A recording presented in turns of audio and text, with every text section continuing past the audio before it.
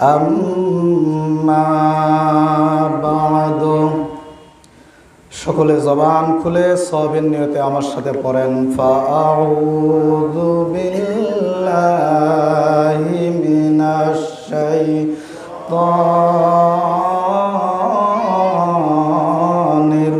রাজিম।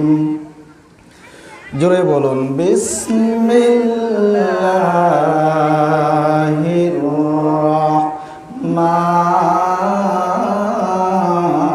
রাহমানির রাহিম। রব্বানা ওয়াবআথ ফীহিম রাসূলাম মিনহুম ইয়াতলু আলাইহিম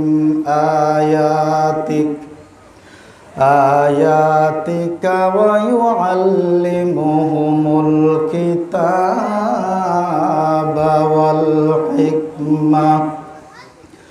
ওয়াল হিকমাতা ওয়া ইউযাক্কিহিম ইন্নাকা আনতাল আজিজুল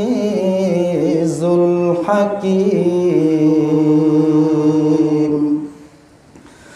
قال رسول الله محبة সবাই বলি সাল্লাল্লাহু আলাইহি ওয়াসাল্লাম কুন আলিমান আও মুতাআল্লিমান আও মুস্তামিআন আও মুহিব্বান ফালা তাকুন খামিসান ফাতাহলিক أو كما قال عليه الصلاة والسلام آمنت بالله صدق الله مولانا العظيم وصدق رسوله النبي الكريم ونحن على ذلك من الشاهدين والشاكرين সকলেই বলি আলহামদুলিল্লাহি রাব্বিল আলামিন। وقال الشاعر العلام छोड़ कर मुस्लिम कुरान को अपने रब से बेगाना हुआ,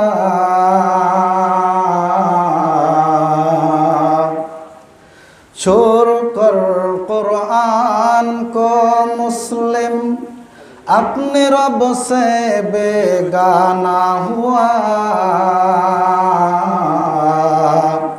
खुद को भी रसवा किया और दीन को भी रसवा किया।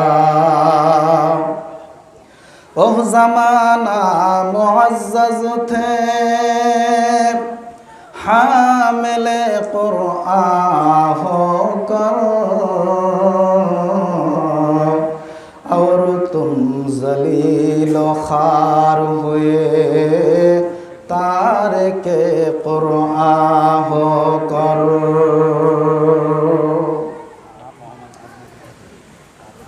মাদ্রাসাতুস সুফা দুর্গাপুর এর উদ্যোগে আয়োজিত আজকের এই তাফসিরুল কোরআন ওয়াজ মাহফিলের সদরে আঞ্জুমান জনাবে সদর সম্মানিত সভাপতি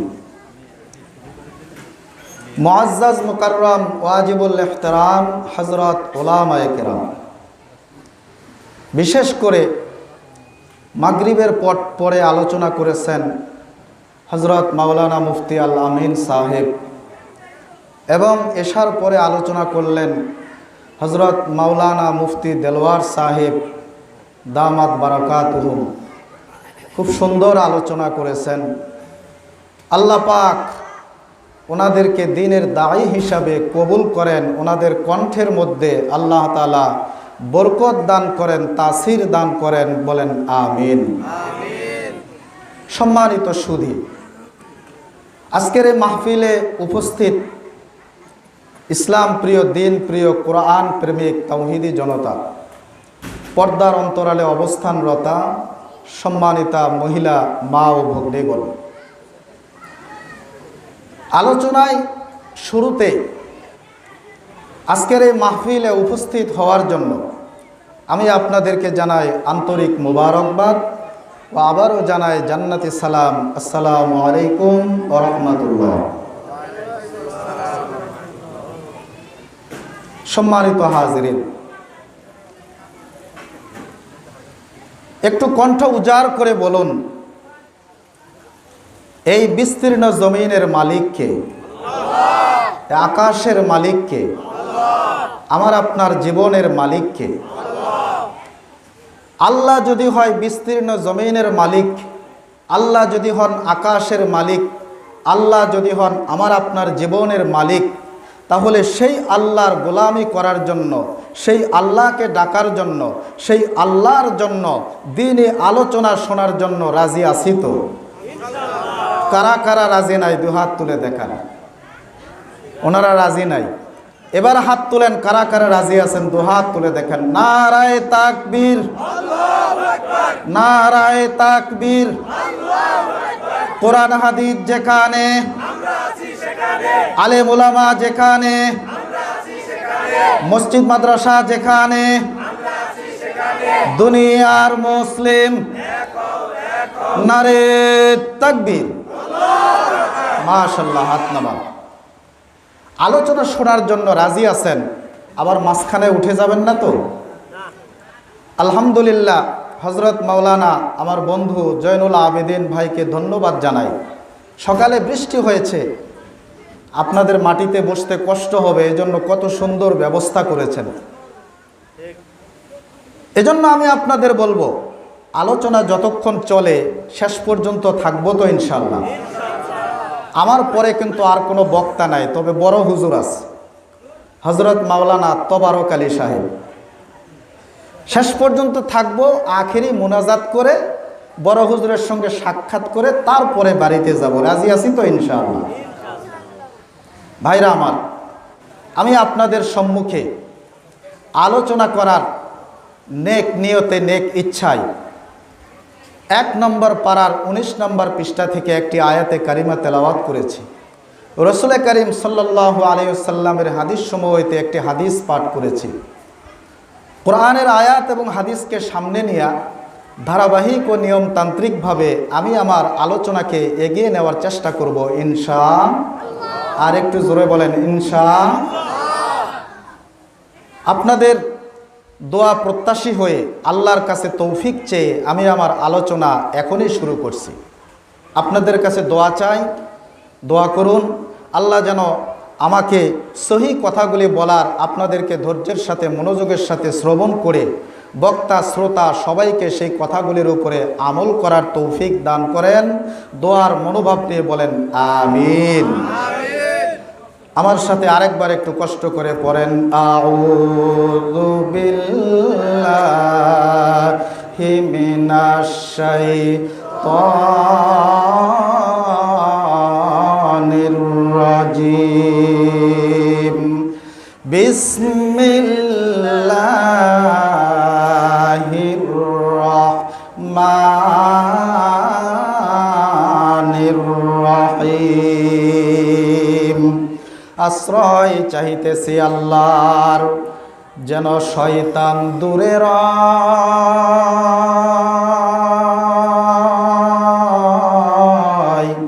আরম্ভ করিতেছি আল্লাহর নামে, পরম করুণাময়।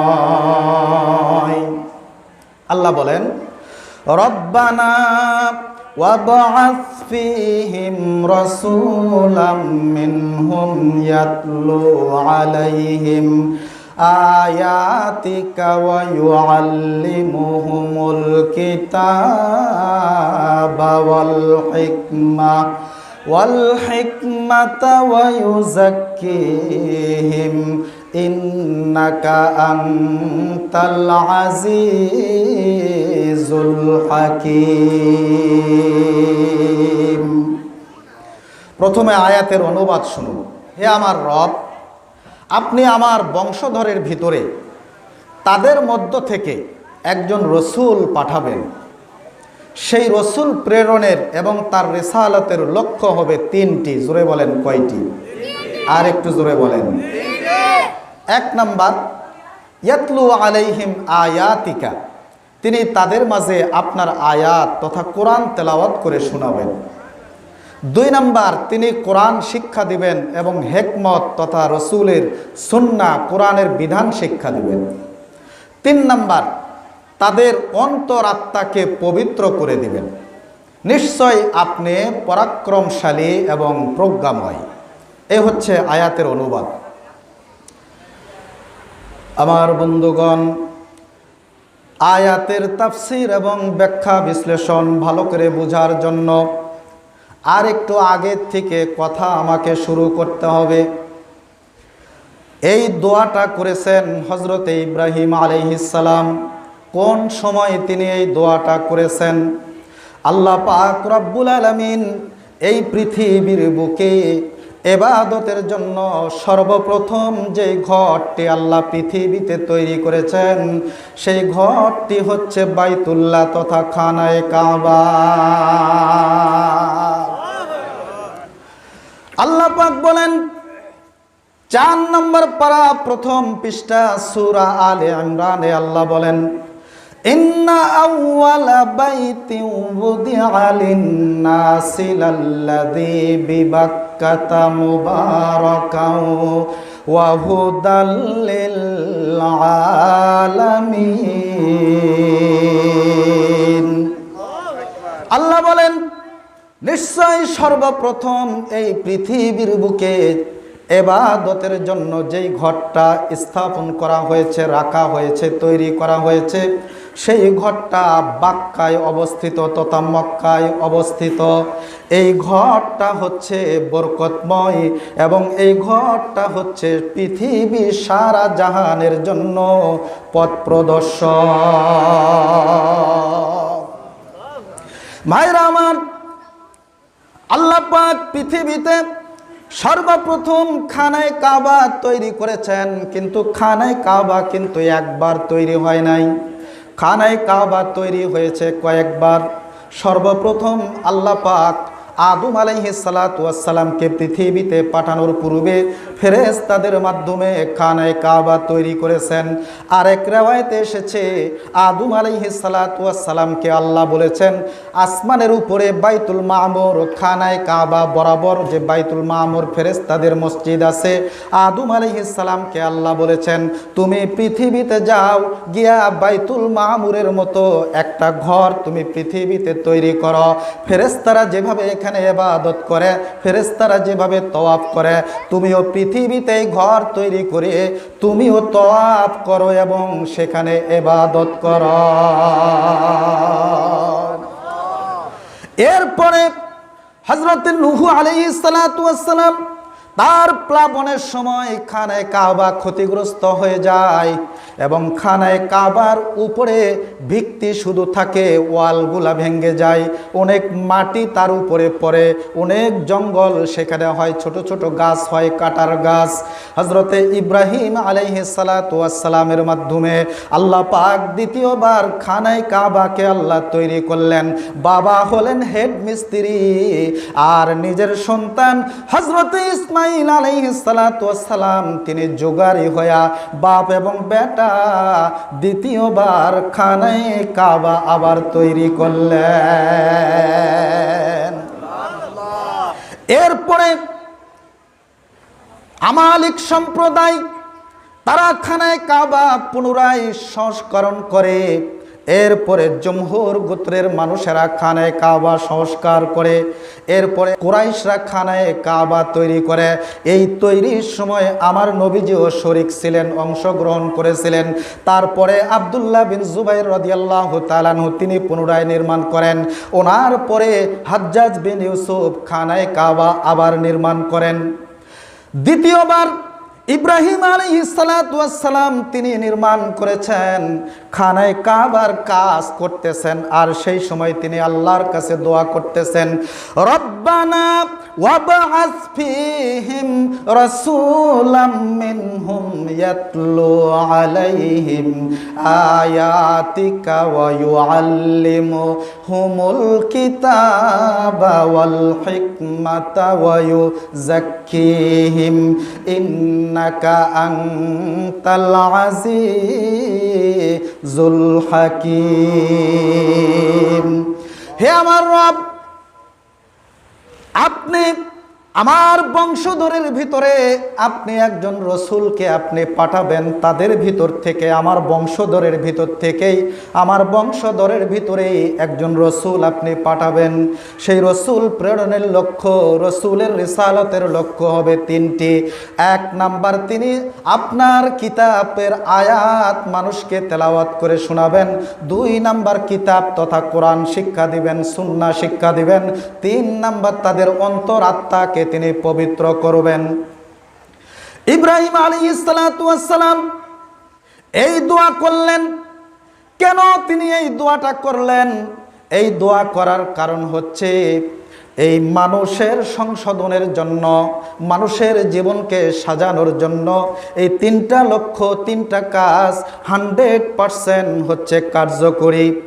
কোনো মানুষ যদি আল্লাহর কালাম যদি তেলাওয়াত করে, আল্লাহর কালাম যদি শিক্ষা করে, সুন্নাহ শিক্ষা করে, অন্তরাত্মাকে যদি পবিত্র করে, সেই মানুষটা হবে আদর্শবান মানুষ, সোনার মানুষ। কোনো পরিবারের ভিতরে আল্লাহর কালামের যদি তেলাওয়াত থাকে, কোরআনের শিক্ষা থাকে, সুন্নাহর শিক্ষা থাকে, পরিবারের সদস্যদের অন্তরাত্মা যদি পবিত্র থাকে, ওই পরিবারটা হবে আদর্শ পরিবার। কোনো সমাজের মধ্যে যদি এই তিনটা কাজ থাকে, সেই সমাজ হবে আদর্শ সমাজ। যেই রাষ্ট্রের ভিতরে এই তিন কাজ থাকবে, ওই রাষ্ট্রটা হবে আদর্শ রাষ্ট্র। আর একটু জোরে কর। এই জন্য হযরত ইব্রাহিম আলাইহিস সালাতু ওয়াস সালাম এই তিনটা লক্ষ্য, তিনটা কাজকে নিয়ে তিনি একজন রসুল প্রেরণের দোয়া করেছেন তার বংশধরের ভিতরে। ভাইরা আমার, বন্ধুরা আমার, খরগোশের মতো কান লাগাই দেয়া কথাগুলা শুনতে হবে, মনোযোগ দেয়া কথাগুলি শুনতে হবে। ভাইরা আমার, এই আয়াতের ভিতরে ইব্রাহিম আলাইহিস সালাতু ওয়াস সালাম তিনি দোয়া করেছেন, আমার বংশধরের ভিতরে একজন রসুলকে আপনি পাঠাবেন। সেই রসুল কোন রসুল? কোন রসুলকে, কোন রসুলের জন্য তিনি দোয়া করেছেন? সেই রসুল কোন রসুল?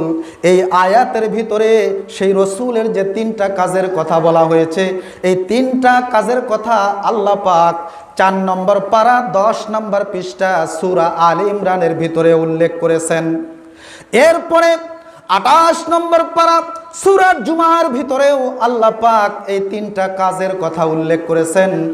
4 নম্বর পারা 10 নম্বর পৃষ্ঠার আয়াত, সূরা জুমার আয়াত থেকে ইঙ্গিতে বোঝা যায় সেই রসুল আর কেউ নয়, সেই রসুল হচ্ছেন আমার আপনার কলিজার মনি, নয়নের মনি, মুহাম্মাদুর রাসূলুল্লাহ সাল্লাল্লাহু আলাইহি ওয়াসাল্লাম। চিৎকার দিয়ে বলেন সুবহানাল্লাহ।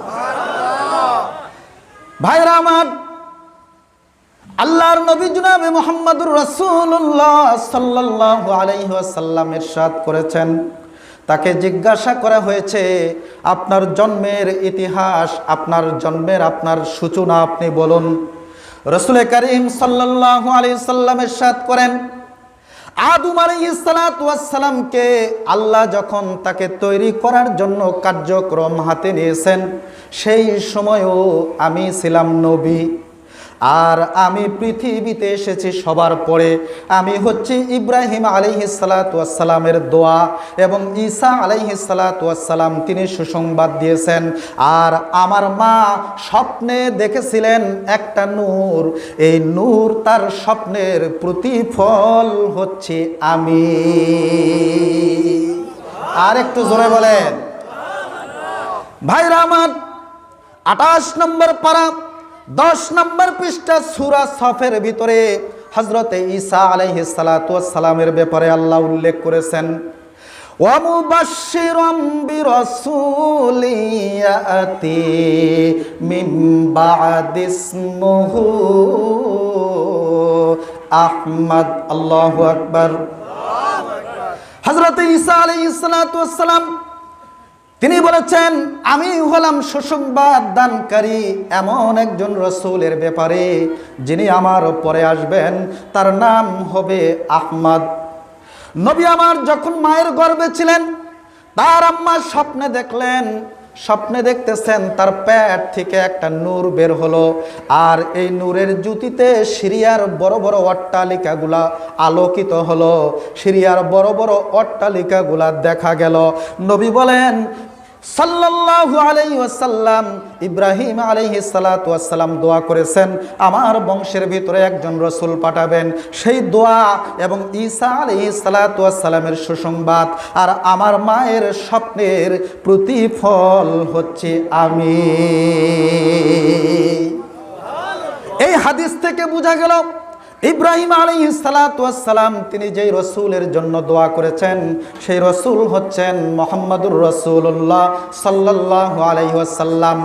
3 নাম্বার, ইব্রাহিম আলাইহিস সালাতু ওয়াসসালাম তিনি যখন দোয়া করলেন, আল্লাহ পাক ইব্রাহিম আলাইহিস সালাতু ওয়াসসালামকে জানিয়ে দিলেন, ইব্রাহিম তুমি যে দোয়া করেছো তোমার দোয়া কবুল করে নেওয়া হলো, তবে তোমার দোয়ার বাস্তবায়িত হবে শেষ জামানায় মুহাম্মদুর রাসূলুল্লাহকে প্রেরণের মাধ্যমে।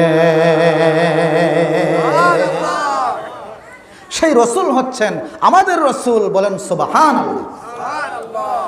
ভাইরা আমার, ইব্রাহিম আলাইহিস সালাতু ওয়াসসালাম বলেছেন আল্লাহ আমার বংশধরের ভিতরে একজন রসুল পাঠাবেন। আরো নির্দিষ্ট করে বললে, পরিষ্কার করে বললে কুরাইশ বংশের মধ্যে একজন রসুল পাঠাবেন। আরো পরিষ্কার করে বললে আব্দুল মুত্তালিবের বংশের ভিতরে একজন রসুল পাঠাবেন। আরো পরিষ্কার করে বললে মক্কার ভিতরে আপনি একজন রসুল পাঠাবেন।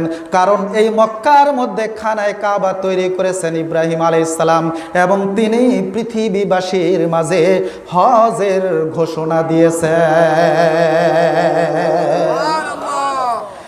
ভাইরা আমার, এখন এখানে প্রশ্ন, ইব্রাহিম আলাইহিস সালাতু ওয়াসসালাম বলেছেন আমার বংশধরের ভিতরে একজন রাসূল পাঠাবেন। তাহলে এখন আপনারা বলুন, আমার নবী কি শুধু কুরাইশ বংশের নবী নাকি সারা বিশ্বের জন্য নবী? বলেন, আমার নবী কি শুধু কুরাইশ বংশের নাকি সারা বিশ্বের? আমার নবী কি আঞ্চলিক নবী নাকি আন্তর্জাতিক নবী? আমার নবী কি শুধু এই জাহানের নবী নাকি দু জাহানের নবী? আল্লাহ বলেন, কুল ইয়া আইয়ুহান নাসু ইন্নী রাসূলুল্লাহি ইলাইকুম জামিআ। নবী আপনি ঘোষণা দেন, হে লোক সকল, হে মানুষেরা, আমি হলাম আল্লাহর রসুল, তোমাদের সবার জন্যই আমি হলাম রসুল। হাদিস শরীফে রাসূলুল্লাহ সাল্লাল্লাহু আলাইহি ওয়াসাল্লাম ইরশাদ করেন, ওয়াল্লাযী নাফসু মুহাম্মাদিন বিয়াদিহি লা ইয়াসমাউ বি আহাদুম মিন হাযিহিল উম্মাহ ইয়াহুদিয়ুন আও নাসরানিয়ুন সুম্মা মাতা ওয়া লাম ইউমিন বিল্লাযী উরসিলতু বিহি ইল্লা কানা মিন আসহাবিন নার। নবী বলেন, আমার জীবন যার হাতে তার শপথ করে বলছি, যারা ইহুদি হোক বা খ্রিস্টান হোক, আমার ধর্মকে যারা পাইল কিন্তু আমার উপরে ঈমান গ্রহণ করল না, এই সমস্ত মানুষেরা যদি ওই অবস্থায় মৃত্যুবরণ করে তাহলে এরা হবে জাহান্নামী। তাহলে বোঝা গেল আমার নবীজি একমাত্র শুধুমাত্র কুরাইশ বংশের জন্য তিনি নবী নন, আমার নবীজি হলেন সারা জাহানের নবী। মুসলিম শরীফের ভিতরে এই হাদিসটা উল্লেখ করা হয়েছে। সুতরাং আমার নবীর দ্বীনের মাধ্যমে আগের ধর্মগুলা রহিত হয়ে গেছে। এখন সারা জাহানের মানুষদেরকে একমাত্র কেবলমাত্র মুহাম্মদুর রাসূলুল্লাহ সাল্লাল্লাহু আলাইহি সাল্লামের দ্বীন এবং কোরআন সুন্নাহ মোতাবেক নিজের জীবন পরিচালনা করতে হবে। কথা বলেন, ঠিক না বেঠিক? ভাইরা আমার, ইব্রাহিম আলাইহিস সালাতু ওয়াস সালাম আমাদের নবীর জন্য দোয়া করেছেন, তিনি লক্ষ্য কাজ নির্ধারণ করেছেন তিনটি। জোরে কোন কয়টি? তিনটি কাজের কথা তিনি উল্লেখ করেছেন। এক নাম্বার কাজ হলো তিনি কোরআন তেলাওয়াত করে মানুষকে শোনাবেন। দুই নাম্বারের কাজ হচ্ছে তিনি কোরআন শিক্ষা দিবেন, সুন্নাহ শিক্ষা দিবেন। তিন নাম্বারের কাজ হচ্ছে তিনি অন্তরাত্মা পবিত্র করবেন। এখন বলেন তো, নবীর যেই কাজ, আমরা উম্মত, আমাদের কাজ কি ভিন্ন নাকি নবীর কাজও আমাদের কাজ? জোরে বলেন, আমাদের কাজ কি ভিন্ন নাকি নবীর যেই কাজ আমাদেরও সেই কাজ? কথা বলেন, ঠিক না বেঠিক? ভাইরা আমার, তাহলে বুঝা গেল নবী কোরআন তেলাওয়াত করে শোনাবেন, আমাদেরকেও কোরআন তেলাওয়াত শিখতে হবে, কোরআন তেলাওয়াত করে মানুষকে শোনাতে হবে। আমাদেরকেও নবী কোরআন শিক্ষা দিবেন, নবী সুন্নাহ শিক্ষা দিবেন, আমাদেরকেও কোরআন শিক্ষা দিতে হবে, সুন্নাহ শিক্ষা দিতে হবে। নবী মানুষের অন্তরাত্মা পবিত্র করবেন, আমাদেরকেও নিজের অন্তরাত্মা পবিত্র করতে হবে, মানুষদের অন্তরাত্মা পবিত্রকরণের কাজ করতে হবে। কারণ নবীর যেই কাজ উম্মতেরও সেই কাজ। কথা বলেন, ঠিক না বেঠিক? ভাইরা আমার, এই তিন কাজের ভিতরে প্রথম কাজ হচ্ছে কোরআন তেলাওয়াত। কোরআন তেলাওয়াতের সম্পর্ক হচ্ছে কোরআনের শব্দের সাথে, আর কোরআন শিক্ষা দেওয়া, সুন্নাহ শিক্ষা দেওয়া। এই দুই নম্বর কাজের সম্পর্ক হচ্ছে ব্যাখ্যা বিশ্লেষণ, অর্থ, কোরআনের বিধানের সাথে সম্পর্ক। এখানে বলা হয়েছে তিনি কোরআন তেলাওয়াত করে শোনাবেন। তেলাওয়াত বলা হয় আল্লাহর কালাম পাঠ করাকে তেলাওয়াত বলা হয়। দুনিয়ার কোনো কিতাব পাঠ করাকে তেলাওয়াত বলা হয় না, আসমানে কিতাব পাঠ করাকে তেলাওয়াত বলা হয়। কোরআন শরীফ তেলাওয়াত করতে হয় আল্লাহ যেইভাবে নাজিল করেছেন হুবাহুব বিশুদ্ধভাবে, ওইভাবেই কোরআন তেলাওয়াত করতে হয়। কোরআন তেলাওয়াত এমন একটা জিনিস, এই কোরআন তেলাওয়াতের অনেক প্রভাব আছে, কোরআন তেলাওয়াতের অনেক প্রভাব আছে। কোরআন তেলাওয়াত শুনলে মানুষের লোম দাঁড়িয়ে যায়, কোরআন তেলাওয়াত শুনলে মানুষের হৃদয়টা গলে যায়, কোরআন তেলাওয়াত শুনলে মানুষের দু চোখ দিয়ে অশ্রু ঝরে। কথা বলেন, ঠিক না বেঠিক? ভাইরা আমার, কোরআন তেলাওয়াত শুনে অনেক কাফেরেরা তারা মুসলমান হয়েছে। কোরআন তেলাওয়াতের কারণে হযরতে ওমর ফারুক রাদিয়াল্লাহু তাআলা আনহুর মতো মানুষ সাইজ হয়ে গিয়েছে। কথা বলেন, ঠিক কিনা? কোরআন তেলাওয়াতের কারণে হযরতে আকসাম রাদিয়াল্লাহু তাআলা কোরআন তেলাওয়াত শুনে তিনি মুসলমান হয়ে গিয়েছেন। ভাইরা আমার, কোরআন তেলাওয়াত শুনে মুসলমান শুধু নয়, কাফেরদের, নাস্তিকদের চোখ দিয়া অশ্রু প্রবাহিত হয়েছে। এই বর্তমান বিশ্বে বেশি দূরের কথা নয়, একজন বড় মাপের একজন কারি ছিলেন, মিশরের কারি আব্দুল বাসেত। উনি বিভিন্ন জায়গায় কোরআন তেলাওয়াত করতেন। উনি যখন কোরআন তেলাওয়াত করতেন তখন মনে হইতো যেন আকাশ থেকে কেবল কোরআন নাজিল হচ্ছে। লিল্লাহি তাকবীর। ভাইরা আমার, পাকিস্তানের একজন আল্লাহর ওলি হযরত মাওলানা জুলফিকার আহমদ নকশবন্দি দামাত বারাকাতুহুম, তিনি বলেন আমেরিকাতে মাঝে মাঝে কারি আব্দুল বাসেত সাহেব আসতেন। আমি সেখানে তার তেলাওয়াতের পরে আমি কিছু দিনই আলোচনা করতাম। এক সময় কারি আব্দুল বাসেত আমেরিকাতে এসেছেন, আমিও সেখানে বসা আছি। আমেরিকার কিছু বড় বড় আলেমরা তারা আসলেন কারি আব্দুল বাসেতের সঙ্গে কথা বলার জন্য, মত বিনিময় করার জন্য। কারি আব্দুল বাসেতের কাছে এসে তারা জিজ্ঞাসা করলেন, কারি সাহেব, অনেক মানুষের আমরা তেলাওয়াত শুনি, কিন্তু আপনি যখন কোরআন তেলাওয়াত করেন তখন মানুষের শরীরের লোম দাঁড়িয়ে যায়, মানুষের হৃদয়টা গলে যায়, মানুষের চোখ দিয়ে অশ্রু ঝরে, মানুষ দিশেহারা হয়ে যায়, মানুষের বিবেক যেন ঠিক থাকে না। আমরা আপনার কাছে জানতে চাই কারি সাহেব, আমরা কিতাবের ভিতরে কোরআনের অনেক মুজিজার কথা আমরা শুনেছি, অনেক মুজিজার কথা আমরা পড়েছি, আপনি কি কোরআনের কোনো মুজিজাকে আপনি দেখেছেন নাকি? আপনিও কি কোরআনের মুজিজা দেখেছেন নাকি আমাদের মতো শুধু কিতাবে পড়েছেন আর আলেমদের কাছে শুনেছেন? ভাইরা আমার, এত লম্বা কথা বলার সময় নাই, শুধুমাত্র একটা কথা বলি। কারি আব্দুল বাসেত সাহেব তখন তিনি বললেন, ও মুহাক্কিক উলামায়ে কেরাম, আপনারা কেন বলতেছেন আপনি কোনো মুজিজা দেখেছেন নাকি? এই কথা আপনারা কেন বলতেছেন? বরং আপনাদের তো বলার দরকার ছিল আপনি কতবার জীবনে আল্লাহর কোরআনের মুজিজা দেখেছেন। ভাইরা আমার, আলেম উলামারা বললেন, তাহলে আপনার জীবনের একটা মুজিজার কথা আপনি আমাদেরকে শোনান।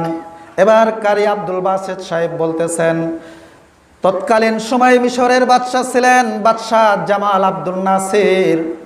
জামাল আব্দুল নাসির তিনি ছিলেন মিশরের বাদশাহ, আর তৎকালীন সময়ে বড় ক্ষমতাধর ছিল কমিউনিস্ট রাষ্ট্র রাশিয়া। সোভিয়েত ইউনিয়ন ছিল। রাশিয়ার ভিতরে আন্তর্জাতিক কনফারেন্স হচ্ছে, সেই কনফারেন্সের ভিতরে জামাল আব্দুল নাসিরকেও দাওয়াত দেওয়া হয়েছে। এই কনফারেন্সের ভিতরে বিশ্ব নেতারা বক্তব্য দিলেন। বক্তব্য দেওয়ার পরে চা চক্কর হচ্ছে। চা চক্করের সময় একজন রাশিয়ার নেতা তিনি জামাল আব্দুল নাসিরকে লক্ষ্য করে বলতেছেন, ও মিয়া জামাল আব্দুল নাসির, আমরা বর্তমানে তাকাই সামনের দিকে 1000 বছর আগে, আর এই সময় তোমরা উন্নতির দিকে না তাকাইয়া তোমরা দেখি 1400 বছর পিছনের দিকে তোমরা এখনো তাকাও। জোরে জোরে বলেন নাউজুবিল্লাহ। এই কথার ব্যাখ্যা কি? আমরা যখন গোটা বিশ্ব যখন 1000 বছর সামনের দিকে তাকায়, উন্নতির দিকে তাকায়, চাঁদের দেশে যায়, আর তখন তোমরা 1400 বছর পিছনের দিকে তাকাও। তার অর্থ হলো যখন মানুষ 1000 বছর আগের দিকে তাকায়, আর তোমরা পেশাব পায়খানা করতে গেলেও মুহাম্মদুর রাসূলুল্লাহর আদর্শ তালাশ করো, ঘুমাইতে গেলেও রাসূলুল্লাহর আদর্শ তালাশ করো, পোশাকের ক্ষেত্রেও তোমরা রাসূলুল্লাহর আদর্শ তালাশ করো। আপনারা কি বলেন? আমরা এখনো পর্যন্ত ঘুমাইতে গেলে জীবনের প্রত্যেকটা ক্ষেত্রে, ব্যক্তি জীবন, পারিবারিক জীবন, সামাজিক জীবন, এমনকি রাষ্ট্রীয় জীবনে যখন গোটা বিশ্ব চাঁদের দেশে যাওয়ার প্রতিযোগিতায়, তখন আমরা রাসূলুল্লাহর আদর্শের দিকে তাকাই না? তাকাই না? বলেন তাকাই না? তাকাই না? ভাইরা আমার, রাশিয়ার নেতা বলতেছেন, তোমাকে আমি একটা প্রশ্ন, তোমাকে একটা প্রস্তাব আমি দেই, তুমি তোমাদের 1400 বছর পিছনের দিকে তাকানো বাদ দাও, তোমাদের ধর্ম ছাড়ো, কোরআনকে ছাড়ো, আমাদের লাল কিতাবকে গ্রহণ করো, তাহলে তোমাদেরকে আমরা প্রযুক্তি দিব, টেকনোলজি দিব, তাহলে আমাদের মতো তোমরাও উন্নত হতে পারবে। চিৎকার দিয়ে বলেন নাউজুবিল্লাহ। ভাইরা আমার, অনেক মুসলমান আছে যার দিলের ভিতরে দলমত নির্বিশেষে আল্লাহর মহব্বত আছে, রসুলের মহব্বত আছে, কোরআনের মহব্বত আছে, মাদ্রাসার মহব্বত আছে। এই ধরনের মানুষের সামনে যদিও সে এখনো নিয়মিত নামাজি হতে পারে নাই, দ্বীনের অন্যান্য বিধান এখনো নিয়মিত পালন করতে পারে নাই, কিন্তু এই মানুষটার সামনে কেউ যদি ইসলামের বিরুদ্ধে কথা বলে, নবীর বিরুদ্ধে কথা বলে, বলুন এই মানুষটা কি চুপ থাকবে নাকি প্রয়োজনে জীবন দিতে হলে জীবন দিয়েও প্রতিবাদ করবে? কথা বলেন ঠিক না বেঠিক? আমার ভাইরা, জামাল আব্দুল নাসিরের সামনে এই কথাটা যখন রাশিয়ার মন্ত্রী বলেছে, তখন জামাল আব্দুল নাসির তিনি ওখানে দাঁড়িয়ে গিয়ে ইসলামের সৌন্দর্যতার উপরে, আমার নবীর চরিত্র সম্পর্কে, কোরআন সম্পর্কে সুন্দরভাবে তিনি একটা বক্তব্য দিলেন। কিন্তু যখন চা চক্কর শেষ হয়ে গেল, ওনার বক্তব্য শেষ হয়ে গেল, কিন্তু ওনার কাছে বিষয়টা আনন্দদায়ক হলো না, তৃপ্তিদায়ক তার কাছে মনে হলো না। এবার তিনি দেশে ফিরে গেলেন, আর মনে মনে তিনি ভাবতেছেন, আল্লাহ তুমি আমাকে আরেকবার কমিউনিস্টদের দেশে আমাকে যাওয়ার তৌফিক দান করিও, তখন আমি তাদের এই কথার ভালোভাবে আমি জবাব দিব। আর একটু জোরে কর। ভাইরা আমার, 2 বছর পর আবার জামাল আব্দুল নাসিরকে দাওয়াত করা হলো বিশ্ব কনফারেন্সে রাশিয়ার মাটিতে। জামাল আব্দুল নাসের তিনি এবার কারি আব্দুল বাসেত সাহেবকে তিনি বললেন, বন্ধু এবার আমি যাব রাশিয়ায়, আমার সঙ্গে আপনাকেও যেতে হবে। কারি আব্দুল বাসেত বলেন, রাশিয়াতে আমার কি প্রয়োজন? রাশিয়ার মানুষরা তো কোরআন বিশ্বাস করবে তো দূরের কথা, এরা তো নাস্তিক, স্বয়ং আল্লাহকে এরা বিশ্বাস করে না। সেখানে আমার কি দরকার? আমার তো দরকার বাংলাদেশে, আমার তো দরকার পাকিস্তানে, আমার তো দরকার মুসলিম রাষ্ট্রগুলোর ভিতরে যারা কোরআন মানে, যারা নবীকে মহব্বত করে, যারা আল্লাহকে মানে, তাদের দেশে আমার যাওয়ার দরকার। কিন্তু জামাল আব্দুল নাসের বললেন, আমার সাথে চলুন। সেই কনফারেন্সের ভিতরে বক্তব্য শেষ হওয়ার পর জামাল আব্দুল নাসের রাশিয়ার সেই নেতাকে লক্ষ্য করে বলতেছেন, আমার সঙ্গে আমার বন্ধু এসেছেন, তিনি খুব সুন্দর করে আবৃত্তি করতে পারেন। এবার তিনি বললেন, আপনারা যদি অনুমতি দেন তাহলে আমার বন্ধুকে আমাদের ধর্মীয় কিতাব আবৃত্তি করার জন্য আমি বলবো। এখন তারা বলল, ঠিক আছে, আমাদের দেশেই তো অনেক আবৃত্তিকারক আছে, আপনি আবার আপনার বন্ধুকে সাথে করে নিয়ে এসেছেন কেন? ঠিক আছে, অনুমতি দেওয়া হলো, আপনার বন্ধুকে আপনি একটু আবৃত্তি করতে বলেন। এবার জামাল আব্দুল নাসের কারি আব্দুল বাসেত সাহেবকে তিনি ডাকলেন। ডাকার পরে বললেন, বন্ধু আর বিলম্ব না করে এক্ষুনি তুমি কোরআনের তেলাওয়াত শুরু করে দাও। কারি আব্দুল বাসেত চিন্তা করেন কোন সূরা থেকে তেলাওয়াত করব। হঠাৎ করে তার মাথার মধ্যে আসলো, ওই সূরাটাই আমি তেলাওয়াত করব, যেই সূরার তেলাওয়াতের কারণে উমরের মতো মানুষ সাইজ হয়ে গিয়েছে। এবার তিনি সূরা তাহা থেকে তেলাওয়াত শুরু করলেন। তাহা মা আনজালনা আলাইকাল কুরআনা লিতাশকা। আল্লাহু আকবার। ভাইরা আমার, আল্লাহ তো কোরআন নাজিল করেছেন 7 ভাবে। কোরআন 7 পদ্ধতিতে তেলাওয়াত করা যায়, আমরা তো একভাবে তেলাওয়াত করি, কিন্তু কারি আব্দুল বাসেত তিনি 7 ভাবে তেলাওয়াত করতেন। তিনি 2 রুকু পর্যন্ত কোরআন তেলাওয়াত করেছেন। 2 রুকু তেলাওয়াত করতে যদি লাগে 10 মিনিট, কিন্তু 7 ভাবে তিনি রং পাল্টায়া পাল্টায়া তিনি তেলাওয়াত করেছেন। কোথাও জবর দিয়া, কোথাও এক বচন, কোথাও বহু বচন, কোথাও স্ত্রীলিঙ্গ, কোথাও পুরুষলিঙ্গের শব্দ ব্যবহার করে তিনি কোরআন তেলাওয়াত করেছেন। 10 মিনিটের জায়গায় 7 ঢঙ্গে পড়লে ওনার সময় লাগবে কত মিনিট? বলেন, কয় মিনিট লাগবে? 70 মিনিট। ভাইরা আমার, এত লম্বা টাইম কোরআন তেলাওয়াত করেছেন, কিন্তু কাহারও, কমিউনিস্টদের ভিতরে, নাস্তিকদের ভিতরে কাহারও কোনো সারা শব্দ নাই।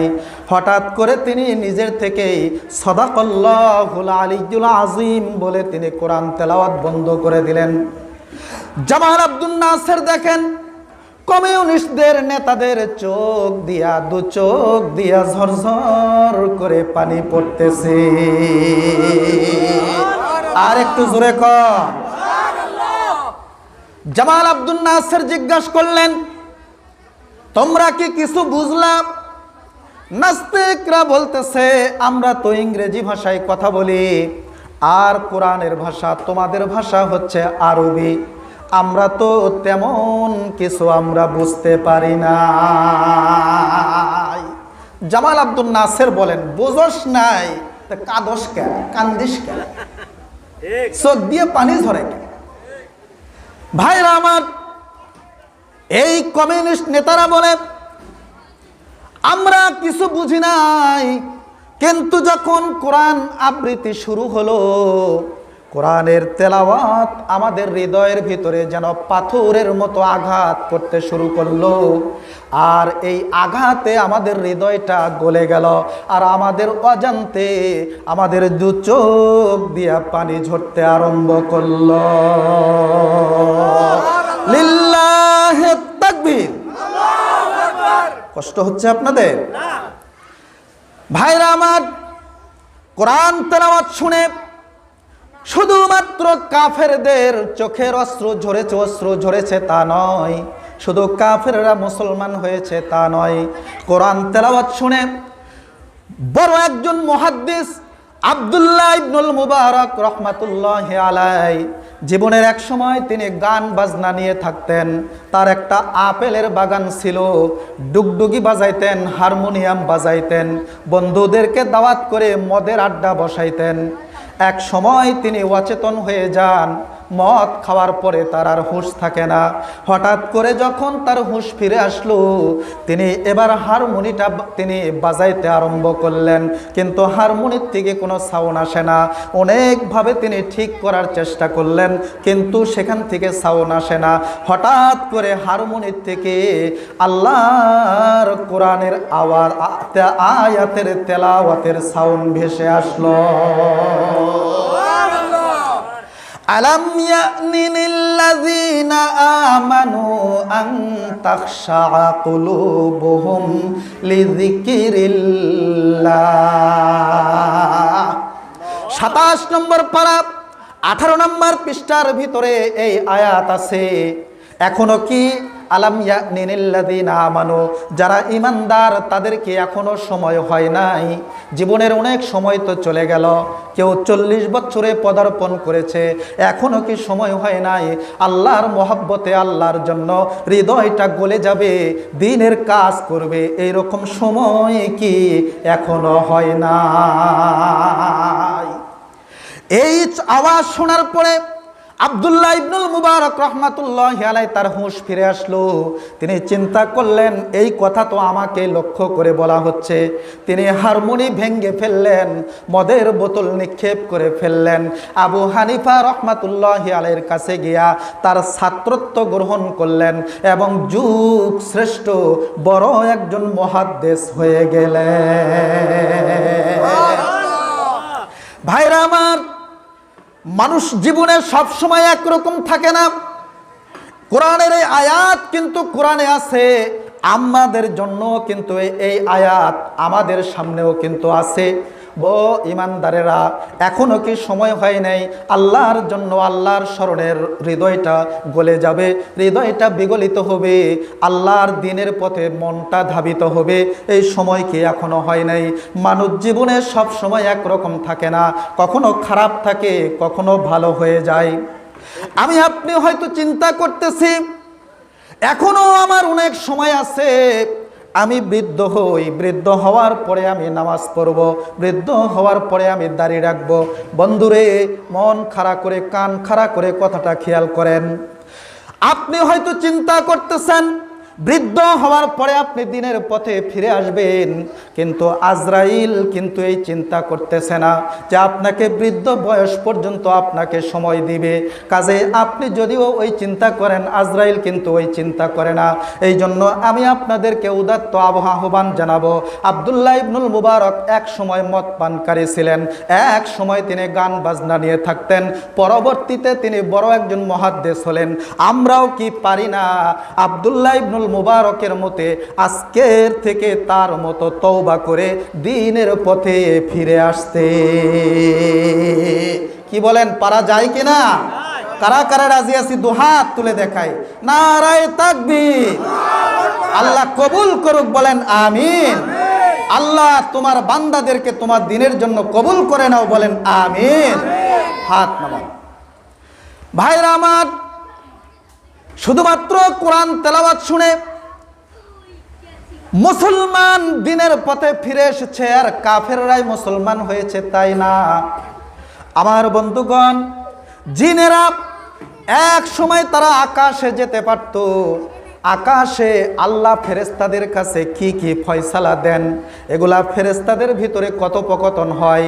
জিনেরা আকাশের কাছে গিয়া সেই কথাগুলা শুনে আসতো, আর যেই জিন, যেই জাদুকর, যেই জ্যোতিষীবিদের অধীনে থাকতো তাকে সে বলতো, আর তারা এগুলি শুনে শুনে মানুষদেরকে তারা ভবিষ্যতের কথা বলতো। কিন্তু হঠাৎ করে জিনেরা দেখলো আর তারা উপরে যেতে পারে না, উপরের দিকে যাইতে চাইলে তাদের দিকে উল্কাপিণ্ড নিক্ষেপ করা হয়, তাদেরকে তাড়িয়ে দেওয়া হয়। এবার জিনেরা চিন্তা করলো হঠাৎ করে এই অবস্থার পরিবর্তন হলো কেন। এবার জিনেরা পৃথিবীর মধ্যে ছড়ে গেল, তারা তালাশ করতেছে কি কারণে আমরা আর উপরে যাইতে পারি না। তালাশ করতে করতে নাখলা ওয়াদিয়া নাখলা নামক স্থানে রাসূল করিম সাল্লাল্লাহু আলাইহি ওয়াসাল্লাম তিনি সেখানে অবস্থান করতেছিলেন। তিনি ওকাজ বাজার, বর্তমান সময়ে যেমন মেলা হয়, তৎকালীন সময়ে কাফেররাও তারা নির্দিষ্ট দিনে মেলা করত, আনন্দ উৎসব করত। সেই বাজারে দ্বীনের দাওয়াত দেওয়ার জন্য আমার নবীজি রওনা দিয়েছেন। ওয়াদিয়া নাখলা নামক স্থানে সেখানে তিনি অবস্থান করতেছেন। ফজরের নামাজে আমার নবীজি কোরআন তেলাওয়াত করতেছেন। ওই এলাকা দিয়া একদল জিন যাচ্ছিল। এই জিনগুলা তারা কোরআনের তেলাওয়াত শুনতে পাইল। তারা এবার বুঝে নিল এই তো আমাদের বুঝে আসছে, এই কারণেই আমরা আর উপরের দিকে যাইতে পারি না। নারায়ে তাকবীর। জিনেরা একজন আরেকজনকে বলছে চুপ করো, চুপ করো, কথা বলো না, শোনো কোরআন তেলাওয়াত শোনো। এরপরে ওই জিনেরা তারা ওখানেই কোরআন তেলাওয়াত শুনে তারা মুসলমান হয়ে গেল। তারা এবার তাদের এলাকাতে চলে গেল। এলাকাতে গিয়া তারা দ্বীনের দাওয়াত দিল। ভাইরা আমার, তাদের দাওয়াতে পরবর্তীতে ৩০০ জন জিন রসুলের কাছে এসে তারা রসুলের হাতে কালেমা পড়ে মুসলমান হয়েছে। আর একটু জোরে কর। আপনারা বলবেন হুজুর আপনি কথা কোথায় পেলেন? ২৬ নম্বর পারা ৪ নম্বর পৃষ্ঠার ভিতরে আছে ফালাম্মা হাদরুহু ক্বালু আনসিতু। সেখানে যখন জিনেরা উপস্থিত হইল তারা বলল আনসিতু, চুপ করো, চুপ করো, কোরআন তেলাওয়াত শোনো। ২৬ নম্বর পারা ৪ নম্বর এবং ৫ নম্বর পৃষ্ঠার এই আয়াতের তাফসির দেখলেই আপনারা এটা পাবেন। এখন আপনাদের কাছে প্রশ্ন, যেই কোরআন তেলাওয়াত শোনানোর জন্য ইব্রাহিম আলাইহিস সালাতু ওয়াস সালাম দোয়া করেছেন, আমার নবীজি মানুষকে কোরআন তেলাওয়াত শুনিয়েছেন, যে কোরআন তেলাওয়াত শুনে কাফেরেরা মুসলমান হইল, নাস্তিকদের অশ্রু ঝরল। যেই কোরআন তেলাওয়াত শুনে মুমিনের জীবন পরিবর্তন হয়ে গেল, যেই কোরআন তেলাওয়াত শুনে জিনেরা মুসলমান হয়ে গেল, সেই কোরআন তেলাওয়াত আমাদের করার দরকার আছে না নাই? আর একটু জোরে বলেন, আছে না নাই? ভাইরা আমার, কোরআন তেলাওয়াত করতে হবে, কোরআনকে সম্মান করতে হবে, কোরআনকে ইজ্জত করতে হবে, কোরআনকে রাখার জন্য সুন্দর জায়গার ব্যবস্থা করতে হবে, কোরআনের গ্লাফের ব্যবস্থা করতে হবে, কোরআনের গিলাফটা মাঝে মাঝে পরিষ্কার করতে হবে। যে সমস্ত কোরআন পড়ার মতো নয়, ওয়াকিজু হয়ে গেছে, ছিঁড়ে গেছে, এই সমস্ত কোরআনকে কবরস্থানের কর্নারে, যেখানে কোনো মানুষ যাতায়াত করে না, এই সমস্ত জায়গায় কাপড়ে মোড়াইয়া সুগন্ধি লাগাইয়া, এই সমস্ত জায়গায় মাটি খনন করে গর্ত করে সেখানে দাফন করতে হবে। কিন্তু আজকে অবস্থা কি? আমরা কোরআন তেলাওয়াত করি না। কোরআন তেলাওয়াত মুসলমান করে শুধু তন্ত্র মন্ত্রের মতো ঝাড় ফুকের মধ্যে কোরআন তেলাওয়াত করে। মুসলমান কোরআন তেলাওয়াত করে শুধু মানুষ মৃত্যুর সময় সূরা ইয়াসিন পাঠ করে। কথা কোন ঠিক না বে ঠিক? ভাইরা আমার, আজকে মুসলমান নিজের কাপড় চোপড় রাখার জন্য আলমারির ব্যবস্থা করেছে, শোকেসের ব্যবস্থা করেছে, কিন্তু মসজিদে বলেন বাড়িতে বলেন মুসলমান কোরআন রাখার জন্য সুন্দর ব্যবস্থা করে নাই। অনেক মসজিদে আছে, কোনো মসজিদে সুন্দর ব্যবস্থা নাই। ভাইরা আমার, তাহলে বুঝা গেল নবী কোরআন তেলাওয়াত করে শোনাবেন, আমাদেরকেও কোরআন তেলাওয়াত শিখতে হবে, কোরআন তেলাওয়াত করে মানুষকে শোনাতে হবে। ইব্রাহিম আলাইহিস সালাতু ওয়াস সালাম আমাদের নবীর জন্য দোয়া করেছেন, তিনি লক্ষ্য কাজ নির্ধারণ করেছেন ৩টি। ১ নাম্বার কাজ হলো তিনি কোরআন তেলাওয়াত করে মানুষকে শোনাবেন।